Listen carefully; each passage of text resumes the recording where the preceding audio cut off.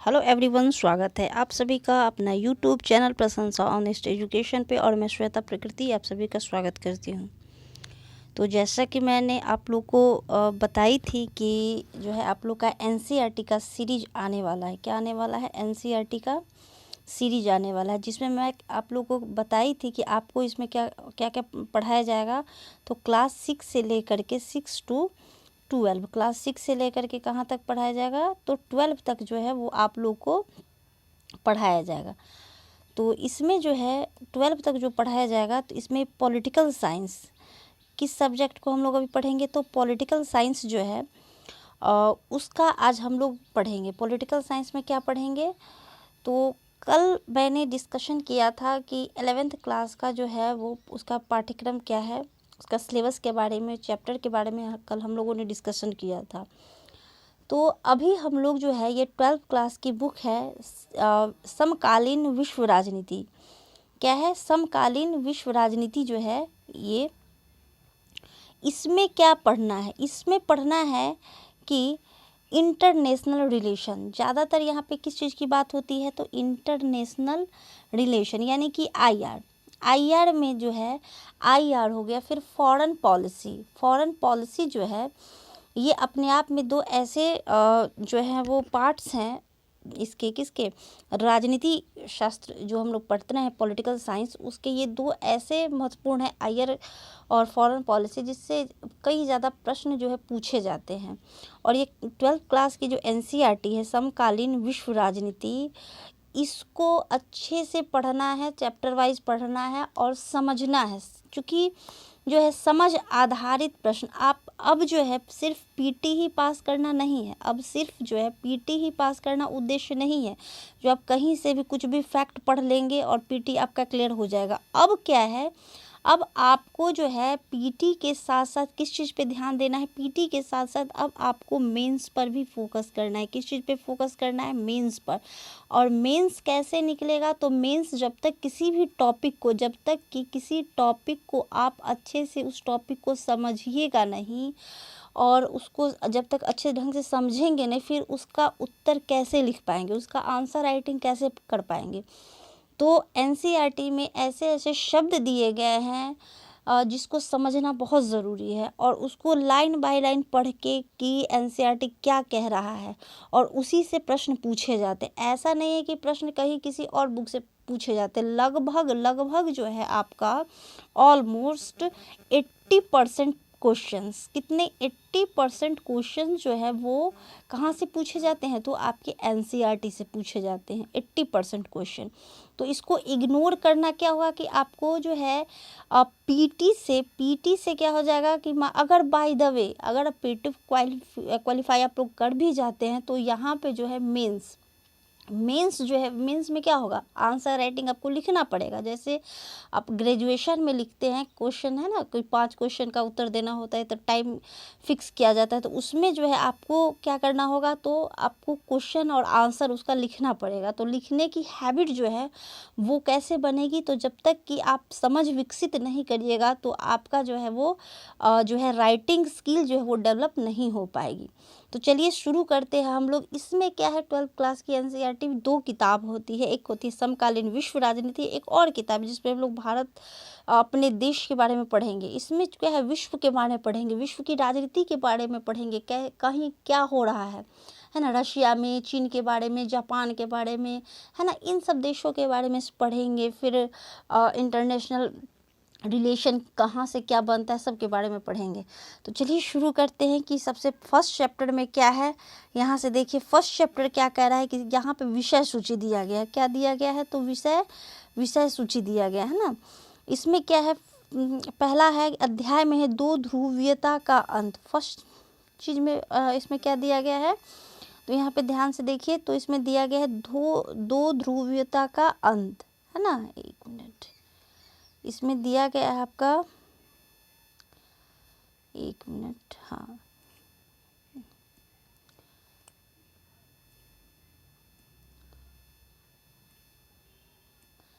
एक सेकंड, थोड़ा सा इसका जो है वो कम कर लेते हैं। चलिए, 2 ध्रुवीयता का अंत दिया गया है फर्स्ट में।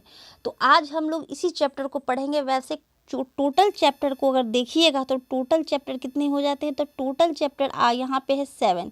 कितने चैप्टर हो जाते हैं टोटल, तो टोटल चैप्टर जो हो जाएंगे वो हो जाएगा 7। तो पहला में है दो ध्रुवीयता का अंत, सेकंड है सत्ता के समकालीन केंद्र, है ना, यानी कि सत्ता में जो है वो समकालीन केंद्र में क्या है। तो इस तरह देखिएगा तो कुल 7 चैप्टर है जो हमको एक एक करके पढ़ना होगा। और ये लेक्चर जो है आपका ऐसा नहीं है कि एक ही लेक्चर में ख़त्म हो जाएगा, है ना। तो एक चैप्टर को हम लोग प्रयास करेंगे कि इसका 2-3 लेक्चर आएगा, उस लेक्चर को आप लोग अच्छे से समझिएगा, उसका नोट्स बनाइएगा। ऐसा नहीं है कि सिर्फ उसको पढ़ना है, कॉपी पेंसिल के साथ जो अंडरलाइन है उसको नोट्स बनाइए। और साथ साथ हम लोग क्या काम करेंगे, जब चैप्टर कंप्लीट होगा उसके बाद हम लोग इसमें जो भी क्वेश्चंस दिए रहते उस क्वेश्चन को क्या करेंगे, सॉल्व करेंगे, ठीक है। तो ये है आपका फर्स्ट चैप्टर में क्या पढ़ना है, दो ध्रुवीयता का अंत। दो ध्रुवीयता का अंत देखिए यहाँ पे। और आप लोग क्या काम करिए, जो है आप लोग खरीद लीजिए बुक होना बहुत ज़रूरी। ऐसा नहीं कि इंटरनेट से ही सिर्फ पढ़ रहे हैं, बुक होना जो है बहुत ही ज़रूरी है, क्योंकि बुक अगर नहीं होगा तो सीधा पढ़ने से कोई फ़ायदा नहीं मिलने वाला है, पढ़ने से ऐसे कोई फ़ायदा नहीं मिलने वाला है, ठीक है। तो देखिए यहाँ पे क्या कह रहा है, दो ध्रुवीयता का अंत, मतलब किसकी अंत करने की बात कह रही है। तो आइए यहाँ से पढ़ना शुरू करते हैं, ठीक है। पढ़ने में बहुत मज़ा आएगा। अगर आप लोग पीजीटी देना चाहते हैं, ठीक है, पीजीटी पॉलिटिकल साइंस, है ना, तो उसके लिए बहुत ही महत्वपूर्ण वीडियो। ये तो जो है 6 से लेकर के 12 तक एनसीईआरटी किसी भी एग्ज़ाम में ये जो है अपने आप में बहुत ही महत्वपूर्ण है, किसी भी पेपर में, है ना। तो ये जो है सभी के लिए ये फ़ायदेमंद साबित होगा। चलिए शुरू करते हैं। सबसे पहले इसका इंट्रोडक्शन देख लेते हैं, परिचय क्या कह रहा है। परिचय में इसका सबसे पहले देख लेते हैं कि इसके परिचय में क्या कह रहा है। तो यहाँ पे देखिए, शीत युद्ध, चर्चा किसकी हो रही है, तो चर्चा यहाँ पे हो रही है शीत युद्ध की। किसकी चर्चा हो रही है, तो शीत युद्ध के बारे में। तो शीत युद्ध के समय सरगर्म दौर में बर्लिन दीवार, कौन चीज़ की दीवार, बर्लिन की दीवार जो है वो क्या कर दी जाती है, गिरा दी जाती है। बर्लिन की दीवार को क्या किया जाता है, तो गिरा दिया जाता है, ठीक है। बर्लिन की दीवार को क्या किया जाता है, तो इसको गिरा दिया जाता है, ठीक है।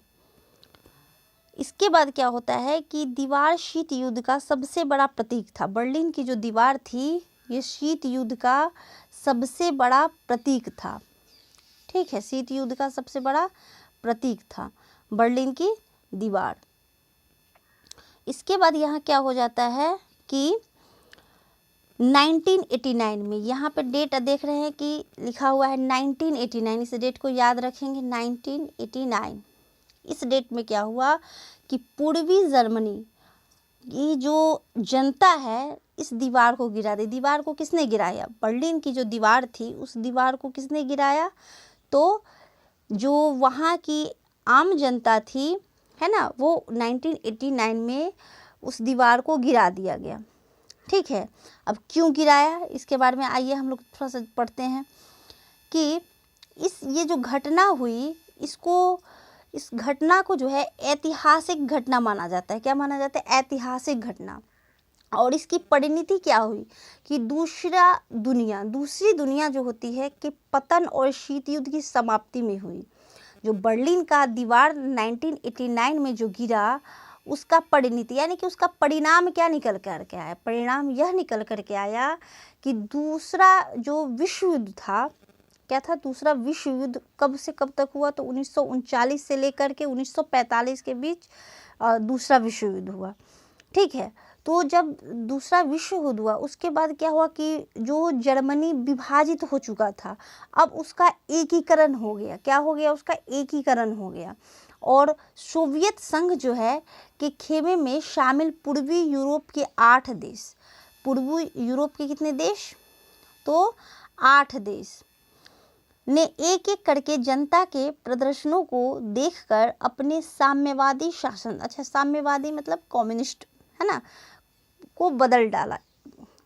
और शीत युद्ध के अंत के समय सोवियत संघ को यह सब चुपचाप देखते रहना पड़ा। देखिए यहाँ बात हो रही है रूस की, दो ध्रुवीयता का अंत, यानी कि पहले विश्व में क्या था, दो ध्रुव था। एक अपने आप को समझता था विश्व में कि ये है, और दूसरा यूएसएसआर है ना, इसी का विखंडन होकर के रूस बना। तो जब ये खत्म हो गया, जब इसका विघटन हो गया, तो इकलौता कौन बचता है, दो ध्रुवीयता का अंत जब हो गया तो कौन अभी है एकमात्र, तो यूएसए। अभी कौन है एकमात्र, तो यूएसए ही है, अपने आप को सर्वशक्तिशाली जो बताता है। लेकिन अभी जो है क्या है, सिस्टम बहुध्रुवीयता का है। किस चीज़ का है, बहुध्रुवीयता का है ना। वो चीज़ हम आगे पढ़ेंगे, बस धीरे धीरे यहाँ पे देखते जाइए और उसको समझने का प्रयास करिए। अब जो है यहाँ पे हम लोग देखेंगे कि कह रहा है कि सैन्य मजबूरी जो है से नहीं, बल्कि आम जनता की सामूहिक कार्रवाई के दबाव के कारण ऐसा हुआ। जो सोवियत संघ जो ये सब सारी चीज़ें उस समय हो रही थी, है ना, और सोवियत संघ क्या कर रहा था, चुपचाप वो देख रहा था कि ऐसा क्यों हो रहा है। अंत में क्या होता है कि स्वयं सोवियत संघ का विघटन हो गया। अब क्या करें, अब खुद सोवियत संघ का ही विघटन हो गया। तो इस चैप्टर में जो है, इस चैप्टर में हम दूसरी दुनिया के विघटन, दूसरी दुनिया भी मैंने अभी आपको बताया कि दूसरी दुनिया मतलब यूएसएसआर, दूसरी दुनिया का मतलब यूएसएसआर है ना, उसका क्या हो गया, विघटन हो गया। तो इसी के विघटन के बारे में, इसका आशय क्या है, उसके कारण क्या थे, क्यों विघटन हुआ और उसके परिणाम, इसके बारे में जो है इस चैप्टर में हम लोग आज पढ़ेंगे। और साथ साथ सोवियत शासन के पतन के बाद दुनिया के इस हिस्से में क्या हुआ, है ना, जहाँ पे बर्लिन का दीवार गिरा, उस हिस्से में क्या हुआ, और अब इन देशों से भारत का रिलेशन कैसा है। इसी को आईआर कहते हैं, इसी को क्या कहते हैं, आईआर कहते हैं। ठीक है, तो इसके बारे में पढ़ेंगे।